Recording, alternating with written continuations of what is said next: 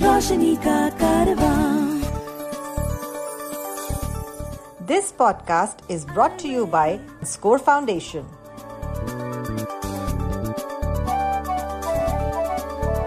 ये है रोशनी, रोशनी, रोशनी का कारवां, रोशनी।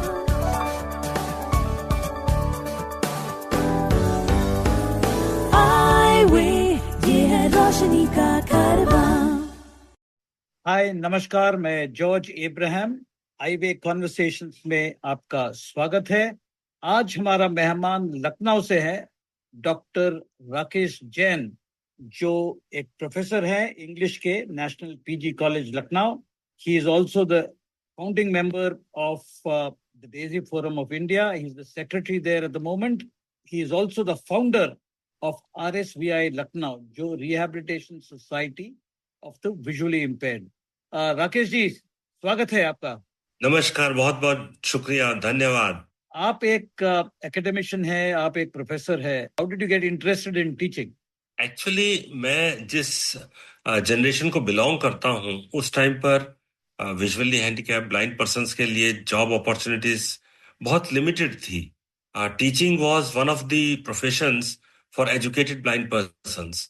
बाकी बैंकिंग भी था, कुछ कुछ शुरू होने लगा था, थोड़ा थोड़ा खुलने लगा था रास्ता, लेकिन टीचिंग उस समय पर सिर्फ एक ऐसा प्रोफेशन था जो रिस्पेक्टेबल था, जो ज्यादा थोड़ा पढ़ लिख मतलब ज्यादा से मतलब थोड़ा PhD MA वगैरह हो जाते हैं उनके लिए टीचिंग ही एक प्रोफेशन बचता था। तो और टीचिंग का थोड़ा शुरू से शौक भी रहा है। When I was in school also I used to lead my fellow classmates also. University में भी जब मैंने पढ़ा तो मेरे साथ के लोग सब हमेशा मुझसे ही पढ़ते थे, इंस्पाइट ऑफ बीइंग ब्लाइंड। मतलब जो कुछ मेरे पास होता था वो मेरे साथ के लोग सबको शेयर करते थे। तो teaching in a way became my career, not as passion but as the time demanded. तो इसी तरह से बस टीचिंग में आ गए। MA किया, PhD किया, UGC स्कॉलरशिप मिला, JRF हुए, SRF हुए। उसके बाद डिलीट करने के लिए भी एक रिसर्च एसोसिएट UGC से फेलोशिप होता है हर सब्जेक्ट में। They used to give 100 scholarship throughout the country, तो वो भी मुझको मिल गया था। और फिर एक बार इंटरव्यू हुआ कमीशन से, तो उसमें सिलेक्ट हो गए, तो आ गए टीचिंग में ही। And then I stuck to my college में नेशनल पीजी कॉलेज लखनऊ का, क्या पूरे यूपी का एक मतलब बहुत ही रेप्यूटेड कॉलेज है, being an autonomous college and holding the status of CPE, that is college with potential for excellence. उसमें मैं बहुत ही की पोजीशंस में काम करता रहा हूँ और उसने मुझे बहुत अपॉर्चुनिटीज दी, मुझको पहचान दी, मुझको नाम दिया। बस यूं ही चलता रहा, जिंदगी हो गई। आप कॉलेज में you got in as a professor, as a teaching part of the faculty, पर you take on other responsibilities as well. तो can you talk to us about some of those responsibilities? तो जब college में मैंने join किया तो they started recognising me, identifying some potential in me. तो मुझे बहुत सारे रिस्पॉन्सिबिलिटीज एक एक करके ओवर द पीरियड मिलती चली गई। For example, I became the coordinator for autonomous status of the college. जो हमारा कॉलेज ऑटोनॉमस है तो उसका जो कोऑर्डिनेटर है वो भी मैं हूँ। CPE, college with potential for excellence, उसका प्रोजेक्ट मैंने तैयार करके UGC को भेजा। उसका हमको कॉलेज को ढेर सारा पैसा मिला, 1.5 करोड़ रुपया। उसके लिए मुझको कोऑर्डिनेटर बनाया गया। NAAC जो national accreditation and assessment council है, उसमें मैंने कॉलेज को रिप्रेजेंट किया। उसका कोऑर्डिनेटर मैंने रिपोर्ट बना करके भेजा। 2 बार हमारे कॉलेज को ग्रेड A मिला। देन जब हम ऑटोनॉमस हुए तो हमारा जो रिजल्ट होता है उसका कंप्यूटराइज रिजल्ट सेक्शन, उसका इंचार्ज मैं बना। कॉलेज का एडमिशन्स में सिंस 2000, मैंने मतलब अभी कॉलेज को मुझे ज्वाइन के 4 ही साल हुए थे, तो for the last 25 years I am the head of admissions for all the programmes in the college, BA, BSc, BCom, MA, I mean BBA, management, all kinds of admission I am looking after as coordinator, chief coordinator. Then अभी college में जब हम autonomous हुए तो we have our own academic council, उसका भी मैं convener हूँ। Then we have got research and development cell, उसका मैं डायरेक्टर हूँ। Then there is something called IQAC, internal quality assessment cell, उसका मैं director for last 9 years। Being the autonomous college we have this finance committee also, उसका मैं member हूँ। then what happened कि we have some 3-4 more courses. एक है BVOC programs government of India ने HRD ने लॉन्च किया था, एक दीनदयाल उपाध्याय कौशल केंद्र to develop skills in the youth. So we have programs like BVOC, that is Bachelor's in Vocational Education. उसमें we have got 3 programs. One is BVOC in Banking and Finance, BVOC and MVOC also, Masters also. उसका मैं course coordinator because I had designed that course. Then we have BVOC Software Development and MVOC Software Development and E-Governance. वो भी program मैंने पूरा design किया था, उसका भी मैं coordinator हूँ. Then we have got Journalism Mass Communication. उसको भी मैंने ही अपने कॉलेज में लॉन्च किया, उसका कोर्स मैंने डिजाइन करके. And it is suppose to be one of the best programmes in Uttar Pradesh because the kind of education, the kind of training that we are providing to our students in the journalism mass communication is, far ahead of time today. So I am also RTA, that is Right to Information Officer. Then all the legal matters are looked after by me, and hostel committee ka chief provost for the girls and boys both mere hi usme hai. There are so many things besides teaching I am doing for my college. If you know of anyone with vision impairment who needs guidance on living life with blindness, please share the Eyeway National Toll-Free Helpline number 1800-5320-469. The number is 1800-5320-469. आपने RSVI का अभी जिक्र किया था, rehabilitation society for the visually impaired, of the visually impaired, जो आपने लखनऊ में शुरू किया था. तो ये इसका स्थापना करने का आपका सोच क्या था, एंड इसके अंतर्गत आप कौन कौन से कार्यक्रम चलाते हैं? देखिए, मेरा 2 पर्पस थे इसको शुरू करने का. Number 1, the problems that I had faced during my student life. जी. मैं चाहता था कि स्टडी मटेरियल, मेरा प्राइमरी टारगेट था लोगों को प्रॉपर स्टडी मटेरियल मिल सके हर हाल में, एक्सेसिबल फॉर्मेट्स में, be it in recorded format, be it e text, be it Braille. Braille के लिए तो हम बहुत कुछ नहीं कर सके because of certain limitations of funds and resources. But दूसरा, audio recording has been my passion, quality audio recording. Right. तो दूसरा, मैं चाहता था कि लखनऊ में, क्या पूरे यूपी में कोई ऐसी एनजीओ ऑर्गेनाइजेशन नहीं थी जो एजुकेशन के ऊपर सीरियसली कोई काम कर रही हो. Education and training are the core features of RSVI. तो हम स्टूडेंट्स को आज की तारीख में भी पिछले इतने सालों से काम करें. We started RSVI in 2005-2006 and हमने Daisy forum of India digital recording का मैंने ट्रेनिंग लेकर के अपने यहाँ पर शुरू किया. Then we started with the help of mister Dipendra Manocha and mister Ranchhod ji in 2007 DAISY forum of India.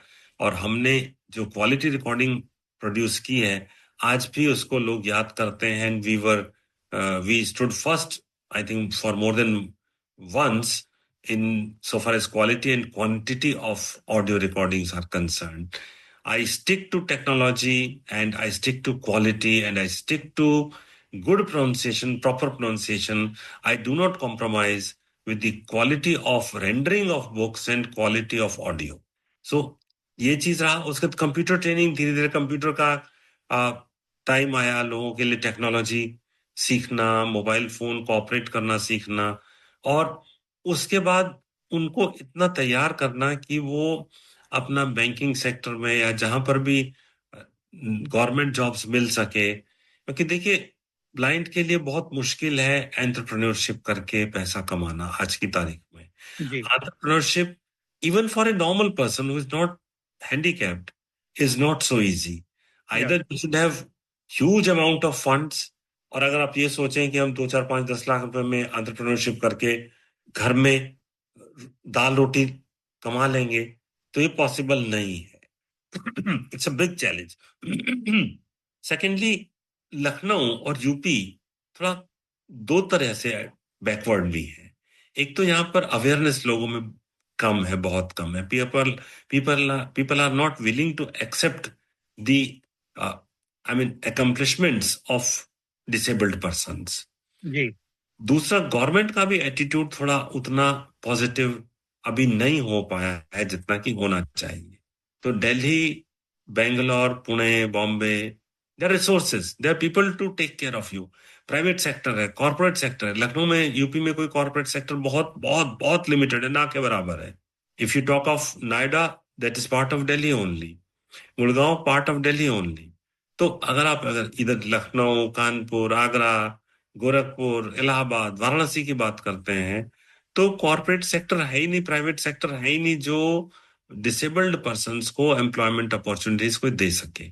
ऐसे में हमारे पास में जो एक स्कोप बचता है वो सिर्फ एक बैंकिंग सेक्टर है बहुत अच्छे से, या फिर सेंट्रल गवर्नमेंट की कुछ जो यूपीएससी की पोस्ट आती हैं, एसएससी स्टाफ सिलेक्शन कमीशन की पोस्ट आती हैं, या टीचिंग वैकेंसीज हैं।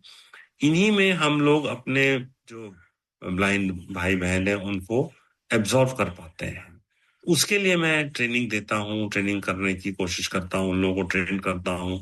I help them, RSV helps them prepare for their exams, high school 10th board exam, 12th exam, university exams, and we give them computer training in a way that they are able to take care of their own daily needs of study material.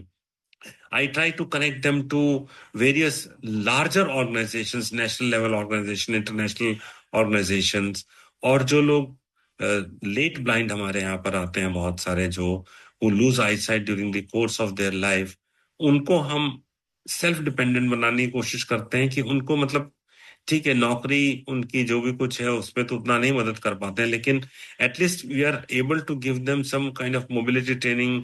We try to make them self sufficient in their own daily living, in their house, in their day to day work. उतना हम करने की कोशिश करते हैं। अगर वो घर पे बैठ गए हैं तो उनको बाहर निकालते हैं ताकि वो थोड़ा सा कंप्यूटर ट्रेनिंग थोड़ा देते हैं, थोड़ा ब्रेल सिखाने की कोशिश करते हैं ताकि उनको अपना टाइम, क्वालिटी टाइम स्पेंड कर सकें।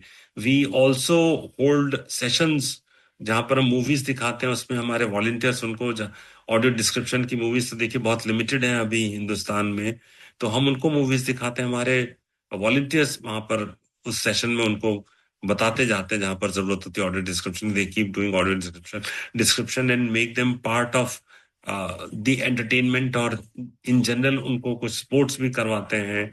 अभी एक हम कुछ लोगों के साथ मिलकर के फुटबॉल ट्रेनिंग दे रहे हैं विजुअली हैंडीकैप लोगों को। We started this thing only last year. Then हमारे पास में कुछ मल्टीपल डिसेबिलिटी के लोग भी आते हैं। फॉर एग्जांपल कुछ ऑर्थोपेडिकली भी आ जाते हैं, कुछ एचआई भी आते हैं। तो we started a programme called, मैंने उसका नाम रखा था संकल्प मैं। आई टेक दिस संकल्प कि मैं कुछ करके दिखाऊंगा। तो हम पेपर ज्वेलरी, क्विलिंग से पेपर ज्वेलरी उनको तीनों लोगों को, मतलब ब्लाइंड को, ऑर्थोपेडिकली हैंडीकैप्ड को और हियरिंग इम्पेयर्ड को, एक उनका ग्रुप बना करके उनको क्विलिंग से ज्वेलरी बनाने का काम भी सिखा रहे हैं। May be, it may not be something which will fetch them lots of money, but at least they feel themselves कि हम कहीं कुछ कर पा रहे हैं। It is a kind of supplementary activity कि दे आर एंगेज्ड समवेयर। आपने डेजी फोरम ऑफ इंडिया के बारे में कहा, और आपने कहा कि दीपेंद्र मनोचा और रणछोड़ सोनी जो अहमदाबाद में है, उन दोनों के साथ मिलके you started the Daisy forum of India. तो ये डेजी, कैन यू एक्सप्लेन ये डेजी होता क्या है? Actually DAISY is an acronym for digital audio information system. जी। So books are recorded in a digital format. See, the point is that MP3 files are also digital. Correct. But then they don't have navigation facility. Right. You cannot jump from one page to next page, one sentence to next sentence, one heading to next heading, one chapter to next chapter. जी. So all these things are made possible only through DAISY format. So when you have a compatible player for DAISY books, maybe you have got applications for playing DAISY books on computer, Then you have got Daisy players also designed specially for playing Daisy books, which have these navigation facilities. I mean, what happens कि आपने एक किताब पढ़ना शुरू किया, आपने उसको रोक दिया, उसके बाद में कोई दूसरी किताब सुनना शुरू की, तो पहली किताब आपने कहाँ छोड़ी थी, कहाँ तक सुना था, कितना बच गई है किताब, कितना पूरी हो गई है, आपको कुछ भी नहीं पता चलता है. तो विद डेजी आप एक सेंटेंस आपने सुना, आप उसमें बुक मार्क लगा सकते हैं पढ़ते सुनते सुनते. You can rewind and forward by sentence, by word, by chapter, by paragraph. I mean, all kinds of navigation facilities are embedded in DAISY format. So that part, I mean, listening to a DAISY format book is like holding a print book in your hands. आप कभी page flip कर लीजिए, एक page, दो page, 10 page, 20 page, एक chapter, दूसरा chapter, एक heading, दूसरा हेडिंग, सब हेडिंग, कुछ भी. I mean, all the navigation facilities are provided in DAISY format. That is the beauty of DAISY books. So DAISY books can be audio, DAISY books can be e-text also. And now another format has come, which is being, used by even these mainline publishers also, called EPUB, electronic publishing. जी. These facilities are also provided in EPUB, but EPUB does not primarily concern with audio. It is primarily with printed books, which can have pictures, which can have tables, lists, diagrams, all kinds of things are explained in EPUB format also. So DAISY standards are for mainly audiobooks and e-text. To support our work with the blind and visually impaired, you can visit the donate page on our website www.scorefoundation.org.in. Please note www.scorefoundation.org.in. You have been in the education space. You deal with young people. आप students के साथ उठते बैठते हैं और academic space में आप काफी मिलते जुलते हैं लोगों से, और आप ब्लाइंड और विजुअली इम्पेयर्ड लोगों से भी काफी मिलना होता है. तो क्या आपको लगता है कि पिछले 15-20 सालों में ये जो किताब पढ़ने का जो सिलसिला है ये थोड़ा कम हो रहा है, and this is something which is scary because it impacts the quality of education and also the quality of people who come out into the job market. ये इससे आप सहमत हैं या आप समझते हैं कि सब जैसे कहते हैं चंगा है? देखिए, मैं कल ही एक प्रोग्राम में था, वहां पर मैं कह रहा था कि जो आज की एज है ना, इसका सबसे बड़ा इवल, सबसे बड़ा devil is smartphone. It has, what is happening is that you are inputting lots of things, but आपका जो आउटपुट का कैपेसिटी है वो खत्म होता जा रहा है. राइट. वो तभी आएगा जब आप, मतलब आउटपुट तो तभी होगा ना जब आप प्रैक्टिस में रहेंगे. Suppose you only keep listening, reading, आपका सोच बंद हो गया, आप कुछ सोच नहीं रहे हैं, आप खाली इनपुट कर रहे हैं, आप स्मार्टफोन देख रहे हैं, आप टीवी देख रहे हैं, आप ओटीटी चैनल्स पर दुनिया भर की चीजें देख रहे हैं, लेकिन आप बस सोचने का, आपके पास पॉन्डर करने का आपके पास, व्हाट यूज टू मल समथिंग, वो तो आप कर ही नहीं पा रहे हैं. तो जब कर नहीं पा रहे हैं, आपके पास में दिमाग में आइडियाज कहाँ से आएंगे? आपके पास में कुछ भी क्रिएटिविटी कैसे रह जाएगी? एक आखिरी सवाल मैं पूछना चाहूंगा. तो हमारे प्रधानमंत्री जी ने अनाउंस किया था 2014 या 15 में डिजिटल इंडिया के बारे में. तो इस डिजिटल इंडिया में आप ब्लाइंड लोगों का क्या रोल देखते हैं? देखिए, ब्लाइंड लोग बहुत स्मार्ट हो गए हैं, और डिजिटल इंडिया में आज की तारीख में गवर्नमेंट ने ई गवर्नेंस जो शुरू किया, आपसे आज की तारीख में सब, कोई भी फॉर्म आपसे हार्ड कॉपी नहीं मंगवाता है, सब पूरा का पूरा डेटा एंट्री आपसे ऑनलाइन फॉर्म, गूगल फॉर्म के थ्रू, या आपको जब कभी किसी जॉब के लिए कहीं अप्लाई करना, एडमिशन्स के लिए अप्लाई करना, सब ऑनलाइन अप्लाई कर लेते हैं. और हमारे ब्लाइंड भाई लोग अच्छे से काम कर लेते हैं. वेबसाइट्स अभी बहुत सारी, एक्सेसिबिलिटी हमारे यहाँ पर जो रूल्स हैं उनको बहुत ज्यादा मैं कहूँगा कि 5% 10% फॉलो किया जा रहा है. कुछ गवर्नमेंट वेबसाइट्स हैं गिनी चुनी जिनको दे से कि they are accessible websites. They have got this W3C concept को उन्होंने माना है, लेकिन मुझको नहीं लगता है कि इवन यूजीसी की वेबसाइट है और वो भी पूरी तरह से एक्सेसिबल नहीं है। तो जहां तक फाइनेंशियल लिटरेसी, फाइनेंशियल इंक्लूजन का सवाल है, उसमें बैंक्स के बहुत सारे एप्स, बहुत सारी वेबसाइट्स काफी अच्छे से काम कर रही हैं। तो डिजिटल इंडिया का अगर देखा जाए तो I would say that we are included at least 60% into it, not 100%. Digital India is has brought definitely some revolutionary change in the lives of blind persons. तो ये डिजिटल इंडिया और blind लोगों का जो जिंदगी है in rural Uttar Pradesh for example, आपने क्या देखा है? Before I respond to that, मेरा एक कंसर्न है जी। They say कि we have about how many blind persons in India legally? 3 crores? 3%? ये नंबर बदलता रहता है। According to the 2011 census 5.4 million people were blind. That number could be much bigger now. Okay, 5.4 million, right? Ji 54 lakh. Correct. ठीक है। अगर आपसे मैं पूछूं कि how many blind people do you think are going to the schools or are educated in India, तो कुछ आप बता पाएंगे? I think it's a very small number relatively. It might be about 1 lakh or 1.5 lakh maybe. मुझको तो लगता है that is also a very high figure. You are right. Taking education to every blind person, to my mind, is a very high priority requirement actually. है ना? तो अब ऐसे में आप कैसे एक्सपेक्ट कर सकते हैं कि रूरल उत्तर प्रदेश का, इवन रूरल महाराष्ट्र में डिजिटल इंक्लूजन ब्लाइंड लोगों का हो पा रहा होगा? मैं बताऊं कि I was taking a class only 3-4 days ago in my college. वहां पर there were about 110 students.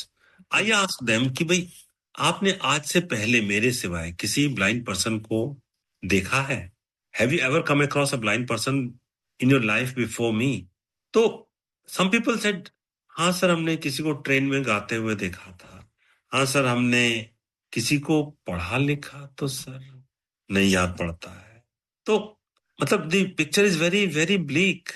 तो दूसरा हमारे यहाँ का एक प्रॉब्लम क्या हो गया है कि जितने भी बड़ी बड़ी ऑर्गेनाइजेशंस, बड़े बड़े लोग हैं, पॉलिसी मेकर्स, पॉलिसी इंप्लीमेंट करने वाले लोग, I mean they are not from our community. See we should not forget nothing about us without us. बिल्कुल। And this is not happening. Yeah. तो थोड़ा सा चेंज करने की, अवेयरनेस क्रिएट करने की, लोगों को मेन स्ट्रीम में लाने की बहुत जरूरत है। और गवर्नमेंट ने इतनी सारी कहने को फैसिलिटीज दे रखी हैं, बट उनका इम्प्लीमेंटेशन तो मुझको नहीं लगता है कि बिल्कुल भी है। आप देखिए, जो हमारा 1995 का एक्ट था, 2016 में जब नया एक्ट लाया गया है, तब तक उसका इम्प्लीमेंटेशन ही सब स्टेट्स में गवर्नमेंट लेवल पर 40% भी नहीं हो पाया था। राइट। ठीक है, 2016 का एक्ट आया, उसका कितना इम्प्लीमेंटेशन हुआ है? अगर आप उसका एक सर्वे करें, एक स्टडी करें पूरा, तो मुझको लगता है 25% भी इम्प्लीमेंटेशन नहीं है। राइट। वी साइंड UNCRPD, उसका कितने सालों में रिपोर्ट हमारा जो हर साल जाना चाहिए, कितनी बार रिपोर्ट जा चुकी है? यूएनओ कितनी बार रिपोर्ट भेजी गई है? राइट। तो डिसेबिलिटी जब तक गवर्नमेंट को एक प्रायोरिटी सेक्टर के रूप में नहीं लाएगी, इसको एक रिकॉग्निशन नहीं मिलेगा, तब तक कैसे हो सकता है? राकेश जी, बहुत बहुत शुक्रिया, आपने टाइम निकाला, हमसे बात किया, and wish you the very best as you continue with your work in the area of rehabilitation for the blind, as at the same time in the various other initiatives that you're taking in terms of DAISY Forum and any other plans and projects that you might have for the future. All the best. I would also like to compliment you for the kind of work, particularly to connect people, to create awareness in the society. उस काम को जो आप कर रहे हैं, that is also really commendable, and I think you must keep on doing this, and you must also widen your team. उस team को और बड़ा करिए। आपके पास में रिसोर्सेज जनरेट करने के लिए जो कुछ भी तरीका है, I mean you should reach to the unreached. वही है हमारा मकसद अभी, and we will be in Lucknow very soon. That's the beginning of our campaign. तो क्या मैं कहूँ जहाँ ना पहुंचे रवि वहां पहुंचे हाईवे? बिल्कुल, मेरे ख्याल से रवि तो सब जगह पहुंच गया है, पर जहाँ न पहुंचे रवि वहां पर पहुंचेंगे highway. Yes. That's a great slogan. Thank you. Thank you. Highway ये है रोशनी का कारवां. This podcast was brought to you by Score Foundation.